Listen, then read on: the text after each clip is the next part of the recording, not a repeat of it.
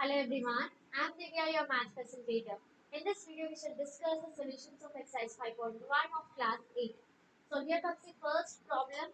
Find the ratio of the following. Smita works, so there are three bits in this. The first bit, Smita works in office for 6 hours and Kajal works for 8 hours in her office. Find the ratio of their working hours. Now what is ratio? Ratio is nothing but when you're comparing two quantities, you can write it as a ratio, isn't it? So it is an ordered comparison about the two quantities. Yes. So here what are the two quantities? It is Smita's work. Okay, Smita's office work is to Kajal's number of working hours. Okay, so Smita's number of working hours is to Kajal's number of working hours. Smita works for 6 hours and Kajal works for 8 hours. Now, whenever you're taking ratio, the most important point is that both the quantities which you are comparing, they have to be in the same units. Like for example, here you have 6 hours and 8 hours. Both are in hours. If you have one quantity in hours and other in minutes, then you have to convert both of them into the similar units, okay, same units. So here this is hours and hours, Smita is 6 hours and Kajal is 8 hours. So let us reduce it to simplest form. You know, 3 2 3s are 6 and 2 4s are 8. Okay, so this is 3 is to 4. Now you cannot cancel it further. So 3 is to 4 is the ratio of their working hours. Okay, so 3 is to 4 is the ratio of Smita's and Kajal's working hours. Okay, so let us move on to the second bit. So here in the second bit, you can see one pot contains 8 liter of milk, while other contains 750 milliliter. Okay, so one pot contains 8 liter. 8 liter is nothing but 8,000 milliliter. Isn't it? 1 liter is 1000 ml. So 8 liters is 8,000 ml. So here, why am I converting this? Because one quantity is in liters, the other quantity is in milliliter. Okay, so the other quantity is 750 milliliters. So these two you have to compare. So it is nothing but 8,000 is to 750. Okay, so reducing it to simplest form, what do you have? So 0 and 0 gets cancelled firstly. Now 800 you have, so 800 is nothing but 5 ones are 5. So 3 is a reminder, you have 6 are 0 is 2. 5 ones are 5, now this becomes 15. Okay, now this again becomes 5 3s are 15 and you have 1 here, so this is 2 is to 5 3s are 15. Okay, so 32 is to 3 is the ratio of the milk in the two pots. Now let us move on to the third bit. In the third bit here you can see you have speed of cycle is 15 km per hour and scooter is 30 km per hour. Okay, so cycle is to scooter you are going to find out. Okay, so cycle speed is 15 and scooter speed is 30. Both the units are same kilometer per hour. So 15 ones are, 15 twos are. So the final ratio is 1 is to.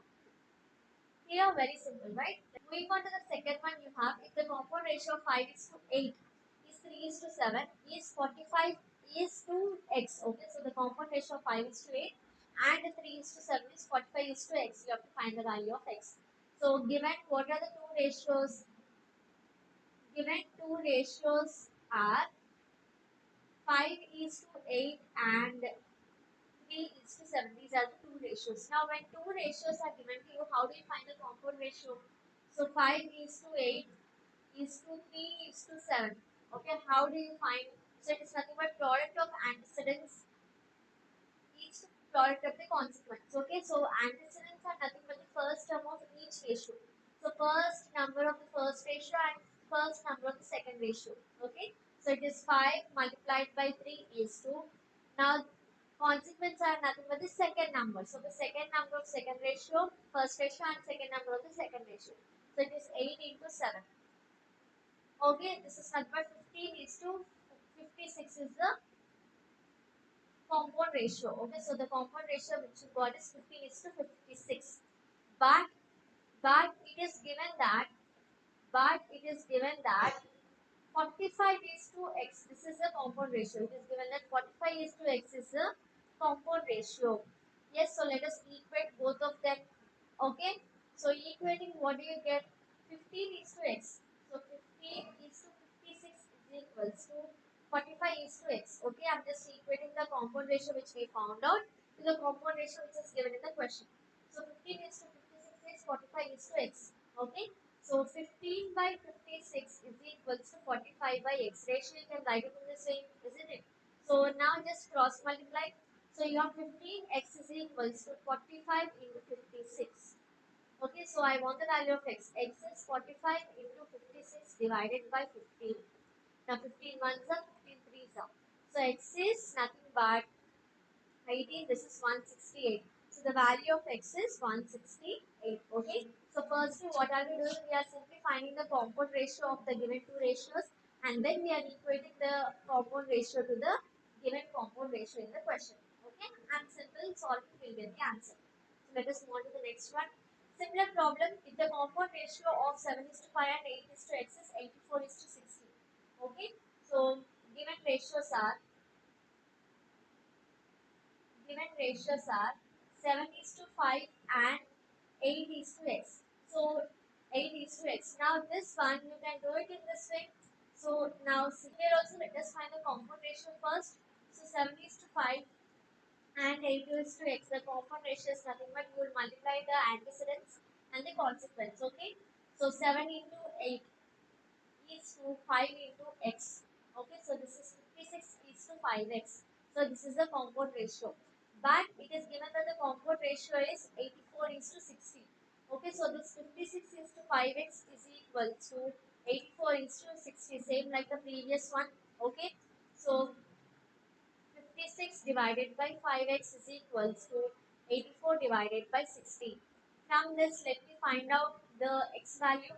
So simple cross multiplication. So you get 5x multiplied by 84 is equals to 60 multiplied by 56.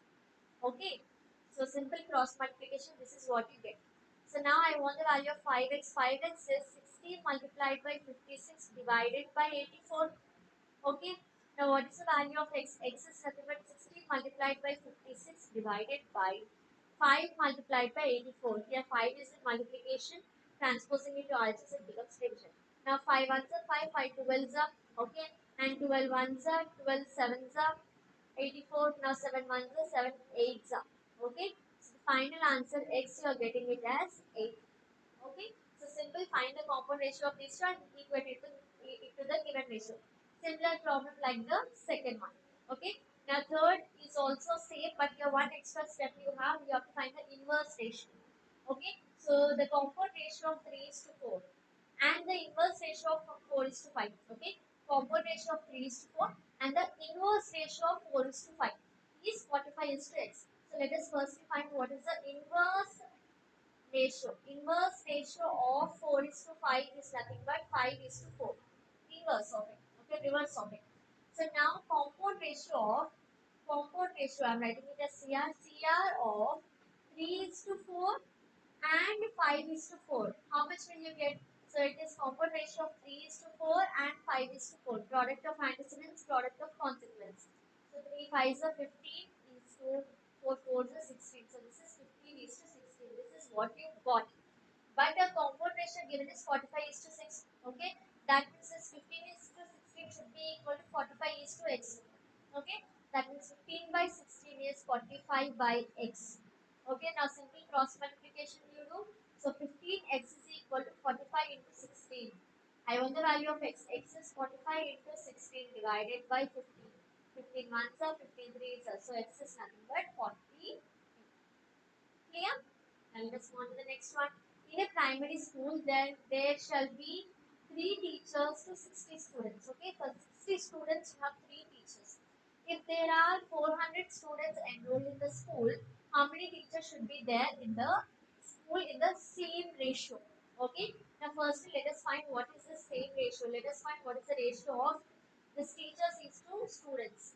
Okay. So, ratio of teachers to students.